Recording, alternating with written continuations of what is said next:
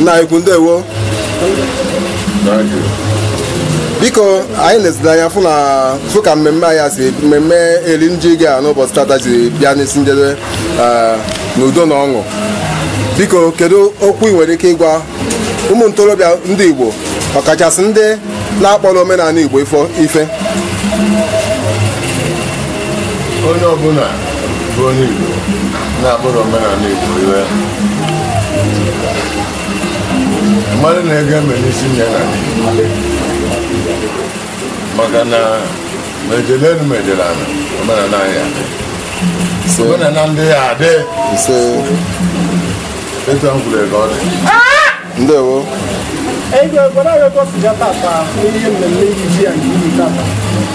Ọmụmụ ya gwuru anyị jizi anya anyị fụ. Nwoke ma ọ bụ nwaanyị ji aka wee kpọọ onye ọkụ.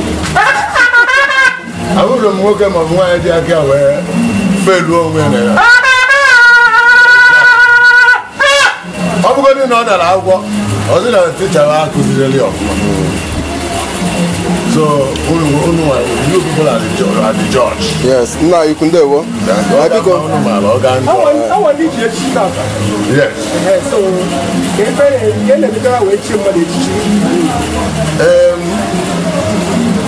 Iwe dị n'echichi is it's all about recognition in one way or the other. Onwere onye na-ezu ori echiri echichi. Onwere onye na-alụ mmadụ iwe ya n'ike echiri echichi. Onwere onye na-ebu mmadụ echiri echichi. Onye ọbụla echiri echichi bụ ndị mere mma n'ụdị na ụdị ọbụla. Ihe na-echichi ọbụlagodi awọdụ anyị na-eta.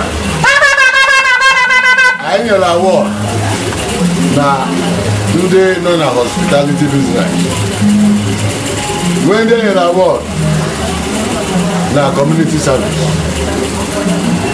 When they are award na humanitarian service. Magana si na kwa ede make Bam. Man the police actually get to area M.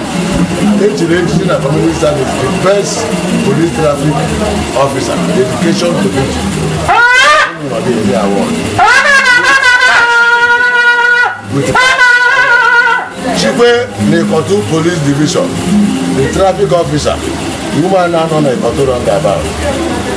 We give her an award today based on her dedication to service, full of traffic. And I'm not only giving her award, we back it with cash, so that we encourage her and let others to emulate. People are watching.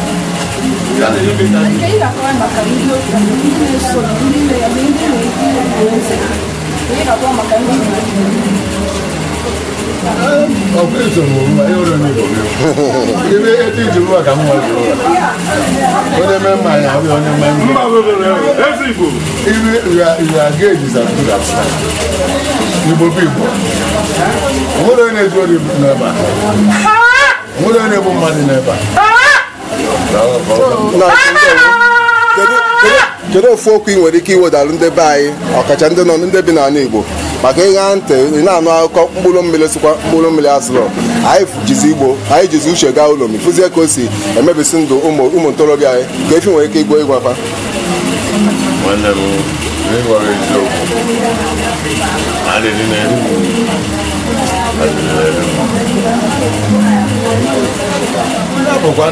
Ịma na ndị ọcha bụrụ okwu siri n'ebiri tụa ya ma ọnọdụ ejula ọ bụrụ Igbo niile ụmụazị anyị niile na-aṅụ mkpụrụ mmiri. O nwere ndị na-aṅụ mkpụrụ mmiri mgbe ndị anaghị